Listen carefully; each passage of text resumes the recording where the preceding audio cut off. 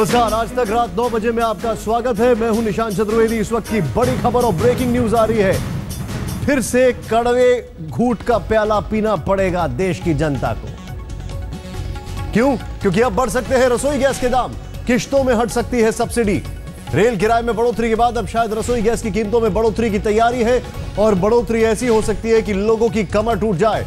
हो सकता है आने वाले दिनों में रसोई गैस के दामों में हर महीने 10 रुपए की बढ़ोतरी हो, ठीक उस तरह जैसे डीजल की कीमतों में होती है। रसोई गैस पर सब्सिडी खत्म करने और तेल कंपनियों का घाटा कम करने के लिए सरकार के पास ढेरों प्रस्ताव है, जिसमें से एक प्रस्ताव यह भी है कि एलपीजी की कीमत हर महीने 10 रुपए बढ़ाई जाए। यह बढ़ोतरी तब तक जारी रहेगी जब तक तेल कंपनियों का घाटा पूरा ना हो जाता है और सिलेंडर के भाव बाजार भाव तक नहीं पहुंच जाते हैं। मनोज शर्मा हमारे साथ है। मनोज, पूरी खबर बताएं। देखिए निशांत, ये जो एक प्रपोजल है, कई तरह के प्रपोजल हैं। जिस तरह की का घाटा तेल कंपनियां कहती हैं कि उन्हें हो रहा है तेल की बिक्री पर, जिसे कि वो सब्सिडाइज्ड रेट पर बेच रही है, भले वो डीजल हो या एलपीजी जो घरेलू सप्लाई की जाती है उसको जो सब्सिडाइज्ड रेट पर वो सप्लाई करती हैं, तो उसके चलते उनका कहना उन्हें भारी घाटा हो रहा है। पिछले साल के आंकड़े अगर देखें तो करीब 1,40,000 करोड़ का घाटा बताया गया था सभी तेल कंपनियों को कुल मिलाकर पेट्रोलियम पदार्थों की बिक्री में। तो उस घाटे को कहीं ना कहीं कम करने की कोशिश की जा रही है, क्योंकि ये बात सरकार भी जानती है और तेल कंपनियां भली भांति जानती हैं कि इस तरह के घाटे की भरपाई कर पाना सरकार के लिए भी संभव नहीं है और तेल कंपनियां भी उसे किसी तरह नहीं पूरा कर सकती। तो उसके लिए हर एक जो एलिमेंट है इसमें, भले वो डीजल हो, एलपीजी हो या केरोसिन हो, तो सभी में किसी तरह से घाटा कम किया जाए, इसकी कवायद चल रही है। और एलपीजी में किस तरह कम किया जाए, क्योंकि एलपीजी का हर एक सिलेंडर जो आप इस्तेमाल करते हैं उसमें 450 रुपए से ज्यादा की सब्सिडी दी जाती है। तो उसको कम कैसे किया जाए, ये काफी समय से विचार चल रहा है और इस तरीके से कि जनता को ज्यादा हर्ट ना करे, तो वो एक तरीका सोचा जा रहा है। जिस तरह डीजल में 50 पैसे हर महीने बढ़ाए जाते हैं, उस तरह उसी तर्ज पर सिलेंडर के रेट जो सबसे बड़े सिलेंडर है उसमें हर महीने 10 रुपए की बढ़ोतरी की जाए। इस तरह का एक प्रस्ताव है और इस तरह के कई प्रस्ताव हैं जिन पर सरकार विचार कर रही है। तो एक मेजर प्रस्ताव उसमें से ये है जिस पर की फैसला किया जा सकता है, क्योंकि ये ऐसा अगर किया जाता है तो लोगों को इससे ज्यादा शायद तकलीफ ना हो, ऐसा सरकार का मानना है। बहुत बहुत शुक्रिया मनोज इस जानकारी के लिए आपका। यानी सीधे तौर पर अगर यह कहा जाए कि अब अच्छे दिन नहीं, अब तो भैया खटेंगे दिन। क्यों? क्योंकि अब जिस तरीके से रेल किराए में बढ़ोतरी हुई है, ठीक उसी तर्ज पर दाम बढ़ने वाले हैं आपकी रसोई गैस के भी। ध्यान से देखें इस रिपोर्ट को। बढ़ गया रेल का किराया, अब रसोई गैस की बारी है। हर महीने बढ़ेंगे रसोई गैस के दाम, हर महीने 10 रुपए होगी बढ़ोतरी। काम करो, काम करो, मोदी मुर्दाबाद, मुर्दाबाद, मुर्दाबाद। अभी तो सरकार के झटके की झांकी है, जेब चलाने वाले कई फैसले बाकी हैं। आने वाले दिनों में आपके किचन का बिल बढ़ सकता है।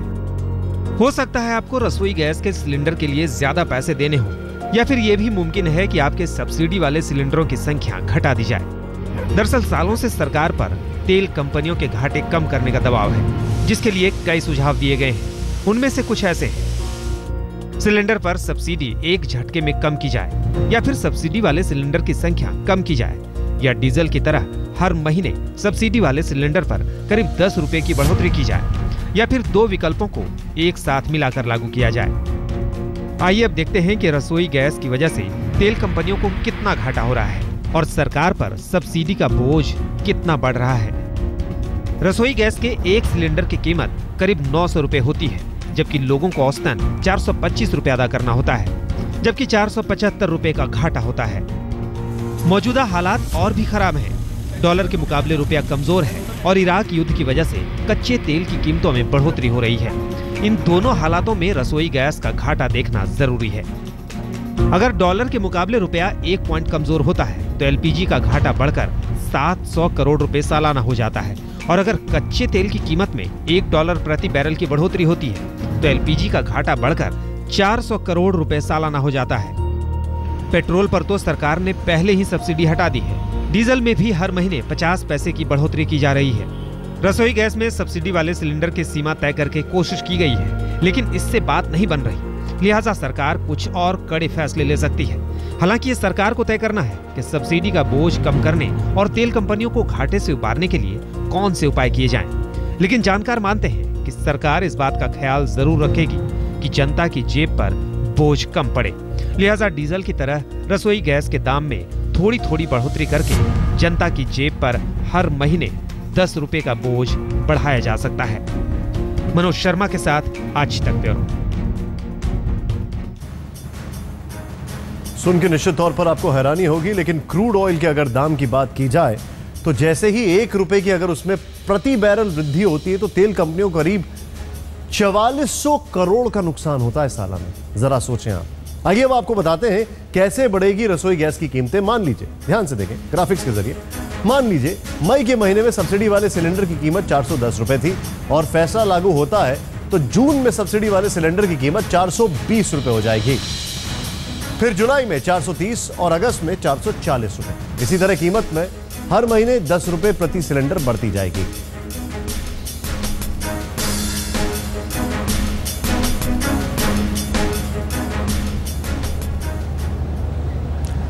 रेल किराया बढ़ा और अब सिलेंडर की कीमत बढ़ाने की तैयारी है, यानी कड़े फैसलों के लिए तैयार करना होगा। इस बीच केंद्र सरकार अपने सारे फैसलों का ठीकरा पिछली मनमोहन सरकार पर फोड़ रही है, जबकि हकीकत यह है कि मोदी सरकार पिछली मनमोहन सरकार के 3 फैसले पहले ही पलट चुकी है। इसके लिए कोई हम एक नई पॉलिसी न बनाए। पॉलिसी महीने 10 दिन में 15-20 दिन में नहीं बनती। एक पुराना ठर्रा चला रहा है, वर्षों से जो चला रहा है, उसके कारण यह सब संकट पैदा होता है। इराक जहाँ से तेल आता है, इराक में किस प्रकार की क्राइसिस है, किस प्रकार का संकट है। मैं समझता हूँ देश की बड़ी जागरूक जनता है इन सब सारे चीजों से अच्छी तरह परिचित। 10 दिनों में पॉलिसी नहीं बनती तो अच्छे दिन लाने के वादे क्यों किए, और अगर किया तो सालों से चली आ रही पॉलिसी का बहाना क्यों। महीने 15-20 दिन में पॉलिसी नहीं बनती तो सरकार बनने के महीने दिन के भीतर रेल किराए में बढ़ोतरी से क्या होगा। बहरहाल एक बात तो साफ है कि अगर अच्छे दिन आने वाले भी हैं तो जल्दी नहीं आएंगे, इंतजार करना होगा। आगामी कुछ वर्षों के अंदर ही देश को इसका परिणाम दिखाई देने लगेगा। पिछली कांग्रेस की सरकारों में और भारतीय जनता पार्टी की सरकारों में क्या अंतर। सरकार ने रेल किराए में 14% से ज्यादा की बढ़ोतरी की है। साथ में माल भाड़ा भी 6.5% बढ़ा दिया। रेल यात्रियों की जेब पर बोझ तो बढ़ेगा ही, माल भाड़े में इजाफे की वजह से दूसरी चीजों के दाम भी बढ़ेंगे। मतलब ये कि रेल किराए में बढ़ोतरी का फैसला अच्छे दिन नहीं लाने वाला। वित्त मंत्री अरुण जेटली ने फेसबुक पर लिखा, अगर रेलवे घाटे में होगा तो सुविधाओं पर असर होगा। रेलवे के पास अपने बिल अदा करने के पैसे नहीं होंगे। अब भारत को तय करना है कि इसे वर्ल्ड क्लास रेलवे चाहिए या फिर दोयम दर्जे का। रेल मंत्री ने एक मुश्किल लेकिन सही फैसला लिया है। मोदी सरकार के कद्दावर मंत्री अरुण जेटली खुलकर रेल किराए में बढ़ोतरी के फैसले का समर्थन कर रहे हैं। मतलब ये कि राहत की कोई गुंजाइश नहीं। लेकिन दिक्कत ये कि सरकार डंके की चोट पर क्यों नहीं कह रही कि अच्छे दिनों के लिए ऐसे फैसले जरूरी हैं। क्यों नहीं कहती कि रेलवे को घाटे से उबारने के लिए रेल किराए में बढ़ोतरी जरूरी है। क्यों रेल किराए में बढ़ोतरी के फैसले को मनमोहन सरकार से जोड़ा जा रहा है। ये बढ़ोतरी सरकार ने नहीं की है। जब अंतरिम बजट पिछली सरकार ने पेश किया था तो 10% किराए भाड़े में और 5% माल भाड़े में वृद्धि का प्रस्ताव उन्होंने लोकसभा के पटल पर रखा था। चुनाव आचार संहिता के कारण वो लागू नहीं हो सका था। अब सरकार ने फैसला कर लिया है, 25 जून से रेल किराया बढ़ जाएगा। दूसरी चीजों के दाम भी बढ़ेंगे। मुमकिन है तेल और रसोई गैस की कीमतों में भी बढ़ोतरी हो। बोझ बढ़ता जाएगा और सरकार कहती रहेगी कि अच्छे दिनों के लिए इंतजार करिए। लेकिन सवाल वही है, आखिर कब तक। भोपाल से अमित कुमार के साथ आज तक ब्यूरो। वैसे अगर इस बात पर यकीन करें और ये सब कुछ देखें तो इतना जरूर साफ है कि अब हमारे टैक्स का भी हिसाब किताब सरकार को देना चाहिए। अच्छे दिन आ गए ना। खैर, सरकार दलील दे रही है अच्छे दिनों का, और विपक्ष की अगर बात की जाए तो वो कह रहा है कि यही अच्छे दिन है। मोर्चा खोल दिया है विपक्ष ने और सरकार को घेरने की तैयारी शुरू हो गई। हर चीज महंगी हो जाएगी। और ये जो तस्वीरें आपके सामने हैं, ये तस्वीरें हैं रेल किराए और माल भाड़े में इजाफे के केंद्र सरकार के फैसले के बाद देश के कई हिस्सों में जो जबरदस्त विरोध प्रदर्शन चल रहा है उसमें ये तस्वीरें लखनऊ की हैं। लेकिन लखनऊ में यहां पर अब क्या हो रहा है, दरअसल लखनऊ में बीजेपी के जो लोग हैं वो पुलिस थाने में जाके हंगामा कर रहे हैं, क्योंकि आज सुबह समाजवादी पार्टी को, शाम को समाजवादी पार्टी के कार्यकर्ताओं ने बीजेपी दफ्तर में हंगामा खड़ा किया था और वो ये था हंगामा।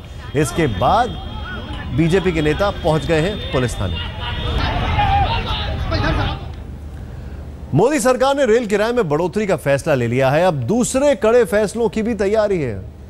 प्रधानमंत्री अभी मंत्रियों से उनके मंत्रालय का कामकाज समझ रहे हैं और यह जानने की कोशिश कर रहे हैं, हर एक से बोल रहे हैं कि अपना प्रेजेंटेशन दो। कड़े फैसलों के पीछे मोदी सरकार यह दलील भी देती है कि पिछली सरकार ने देश का खजाना खाली करके पूरा साफ कर दिया। कांग्रेस ने इसका विरोध किया है, पलटवार किया है। कांग्रेस कह रही है कि जब यूपीए 2 ने सत्ता छोड़ी उस वक्त खजाने में पर्याप्त धन था और विदेशी भंडार में भी जमा पूंजी संतोषजनक थी, लिहाजा खजाना खाली होने का जो दावा है सरकार का वो गलत कि जाने वाले कैसी सरकार छोड़ के गए, कुछ बचा नहीं, सब खाली भी कर दिया है, खोखला भी कर दिया। प्रधानमंत्री नरेंद्र मोदी ने दावा किया कि उन्हें परेशानियों के सिवाय कुछ नहीं मिला। खुद प्रधानमंत्री ने बोला कि मनमोहन सरकार ने नई सरकार के लिए खाली खजाना छोड़ा। अब कांग्रेस पूरी तैयारी के साथ आई है। एक एक कर प्रधानमंत्री नरेंद्र मोदी को जवाब दिए। केंद्र सरकार की शेष नकदी, विशेष मुद्रा भंडार और बकाया देनदारियों का हवाला दिया। प्रधानमंत्री के खाली खजाने वाले बयान को खालिस राजनीतिक बयानबाजी करार दिया गया। The Indian economy will face headwinds. The government of the day is obliged to assess the situation from time to time and take appropriate measures. We will be happy if the BJP NDA comes out of campaign mode and gets on with the business of governing the country. Congress ने आरोप लगाया कि 1 जून 2000 को जब NDA सरकार ने सत्ता छोड़ी तो शुरुआती नकदी शेष नेगेटिव में 2,730 करोड़ रुपए थे, जबकि 1 जून 2014 को यूपीए के कार्यालय छोड़े जाने के वक्त शुरुआती नकदी शेष 26,510 करोड़ रुपए था। We would like to say that the state of the Indian economy has to be seen in the context of the world economy. There will be ups and downs, and these will be reflected in the state of the Indian economy. We enjoyed a golden period between 2004 and 2008. Thereafter, the international financial crisis, now described by economists as the Great Recession. जाहिर है कांग्रेस खाली खजाने वाले बयान पर BJP को गलत साबित करने की जबरदस्त रणनीति के साथ मैदान में कूदी है। चिदम्बरम ने आरोप लगाया कि एनडीए ने 2003-2004 में जब सत्ता छोड़ी उस वक्त विदेशी मुद्रा भंडार में 113 अरब डॉलर थे, जबकि मनमोहन सरकार ने 312 अरब डॉलर विदेशी मुद्रा भंडार छोड़ा। सरकार की देनदारियों के सवाल पर चिदम्बरम ने कहा कि 1950 से लेकर अभी तक हर सरकार के ऊपर देनदारियां रही हैं और मोदी सरकार के दौरान भी यही हालात रहे हैं। साफ है कांग्रेस अब आक्रामक रणनीति के साथ उतरी है। वो बताना चाहती है कि सरकार छोड़ने के वक्त खजाना खाली नहीं था और न ही देश की आर्थिक हालत खस्ता हाल थी। आज तक ब्यूरो। अब यूं ही तो हार नहीं हुई होगी चुनावों में, कुछ तो गड़बड़ होगी। खैर, कड़े फैसले लिए जा रहे हैं। प्रधानमंत्री नरेंद्र मोदी अलग अलग मंत्रियों से उनके प्रेजेंटेशन सुन रहे हैं, देख रहे हैं, उनकी योजनाओं के बारे में समझ रहे हैं, कामकाज के बारे में जानकारी ले रहे हैं और फिर जैसी जरूरत होगी वैसे फैसले लिए जाएंगे।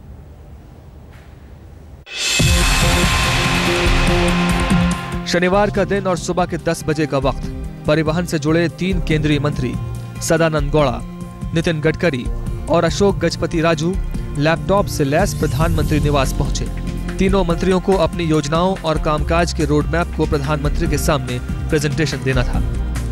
हम खड़े हैं 7 RCR यानी प्रधानमंत्री निवास के ठीक सामने और प्रधानमंत्री नरेंद्र मोदी आज उनके सामने प्रेजेंटेशन देंगे 3 बड़े मंत्रालयों के जो केंद्रीय मंत्री हैं, जिसमें कि सरफेस ट्रांसपोर्ट मिनिस्ट्री जिसको कि हेड कर रहे हैं नितिन गडकरी, और रेलवे मिनिस्टर सदानंद गौड़ा, उसके अलावा सिविल एविएशन मिनिस्टर यानी नागरिक उड्डयन मंत्री अशोक गजपति राजू। ये तीनों मंत्री प्रधानमंत्री आवास में हैं और अपने अपने मंत्रालय की तरफ से पावर पॉइंट प्रेजेंटेशन देंगे कि क्या कुछ अब इन तीनों मंत्रालय का रोड मैप होगा आने वाले दिनों में। प्रेजेंटेशन शुरू हुआ। बताया जाता है कि प्रधानमंत्री नरेंद्र मोदी ने सबसे पहले रेल मंत्री से उनकी योजनाएं सुनी, रेलवे को घाटे से उबारने का प्लान सुना, रेलवे की बेहतरी के लिए तैयार किए गए ब्लूप्रिंट को देखा। प्रेजेंटेशन के वक्त रेल मंत्री के साथ रेल राज्य मंत्री मनोज सिन्हा भी मौजूद थे। रेलवे के बाद नंबर आया हवाई यातायात का। नागरिक उड्डयन मंत्री अशोक गजपति राजू ने प्रधानमंत्री को कार्यालय के कामकाज की जानकारी दी। बताया कि हवाई कंपनियों की हालत सुधारने के लिए क्या क्या किया जा सकता है। ये भी बताया कि हवाई यातायात की बेहतरी के लिए क्या उपाय किए जा सकते हैं। सुबह 10 बजे से लेकर दोपहर 2 बजे तक 2 केंद्रीय मंत्रियों ने पावर पॉइंट प्रेजेंटेशन दिया प्रधानमंत्री नरेंद्र मोदी के सामने। Civil aviation minister Ashok Gajapathi Raju और रेलवे मिनिस्टर सदानंद गौड़ा, इन दोनों ने एक लंबा चौड़ा प्रेजेंटेशन दिया है पावर पॉइंट, कैसे उनकी मिनिस्ट्री अब आगे काम करेगी, क्या रोड मैप है। जब प्रधानमंत्री रेल और हवाई यातायात की योजना सुन रहे थे, भूतल परिवहन और जहाज रानी मंत्री चुपचाप सुन रहे थे और अपनी बारी का इंतजार कर रहे थे। लेकिन तब तक घड़ी की सुइयां दोपहर के 2 बजे का वक्त दिखा रही थी। फिर प्रधानमंत्री ने प्रेजेंटेशन कार्यक्रम को ब्रेक दिया और गडकरी को कहा कि शाम 5 बजे आइए। दरअसल प्रधानमंत्री एक एक कर सारे मंत्रियों से मंत्रालय के कामकाज और आने वाले दिनों में योजनाओं के बारे में जानने की कोशिश कर रहे हैं। पहले भी कई मंत्री प्रेजेंटेशन दे चुके हैं और जल्द ही दूसरे कई मंत्रियों का नंबर आएगा। अहमद अजीम, दिल्ली, आज तक। खबर मध्य प्रदेश से। व्यापम घोटाले की आंच केंद्रीय मंत्री उमा भारती तक पहुंच गई है। कांग्रेस ने बकायदा प्रेस कॉन्फ्रेंस कर मध्य प्रदेश के मुख्यमंत्री के साथ साथ उमा भारती को भी घेरा। आरोप है कि सिफारिश करने वालों की लिस्ट में उमा भारती भी शामिल है। गंगा की सफाई की जिम्मेवार उमा भारती जी ने भी करीब 12 से 15 लोगों के एडमिशन फर्जी तरीके से करवाए हैं। मध्य प्रदेश के मुख्यमंत्री शिवराज सिंह चौहान के साथ साथ कांग्रेस सब केंद्रीय मंत्री उमा भारती को भी घेरने में जुट गई है। व्यापम घोटाले को शिक्षा का महाघोटाला करार देते हुए आज कांग्रेस खुलकर सामने आई।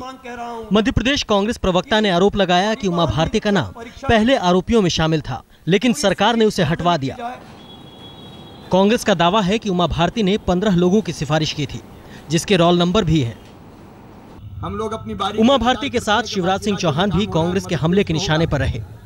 इसके लिए कांग्रेस ने मामा फूल सिंह चौहान को ढाल बनाया। दीदी उठा रही है ताकत के साथ। यह मोबाइल बच्चों के मामा माननीय शिवराज सिंह जी चौहान के मामा फूल सिंह चौहान का है। इस मोबाइल से नितिन महेंद्र और पंकज त्रिवेदी को किस किस परीक्षार्थी को उत्तीर्ण करवाने के लिए फोन किए गए हैं, एसटीएफ खुलासा करेगी। कांग्रेस का इल्जाम है कि मुख्यमंत्री निवास से ही 139 कॉल किए गए, जिन्हें सार्वजनिक किया जाना चाहिए। व्यापम घोटाले के छींटे शिवराज सरकार के पूर्व मंत्री और आला अधिकारियों पर भी पड़े हैं, जिनमें से कई को फरार बताया जा रहा है। जैसे जैसे व्यापम घोटाले की जांच आगे बढ़ते जा रही है, सरकार की मुश्किलें भी बढ़ते जा रही हैं। कांग्रेस का दावा है कि उनके दस्तावेज पुख्ता हैं और कांग्रेस ने मुख्यमंत्री शिवराज सिंह चौहान, केंद्रीय मंत्री उमा भारती और संघ के सुरेश सोनी पर सीधे आरोप लगाए हैं।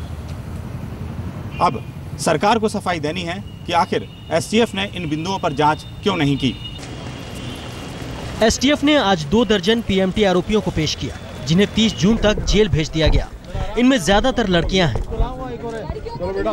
एसटीएफ ने आज पूर्व मंत्री लक्ष्मीकांत शर्मा से इस मामले में गिरफ्तार आरोपी controller Pankaj Trivedi, chief analyst Nitin Mahendra और ओएसडी ओपी शुक्ला से आमने सामने पूछताछ की।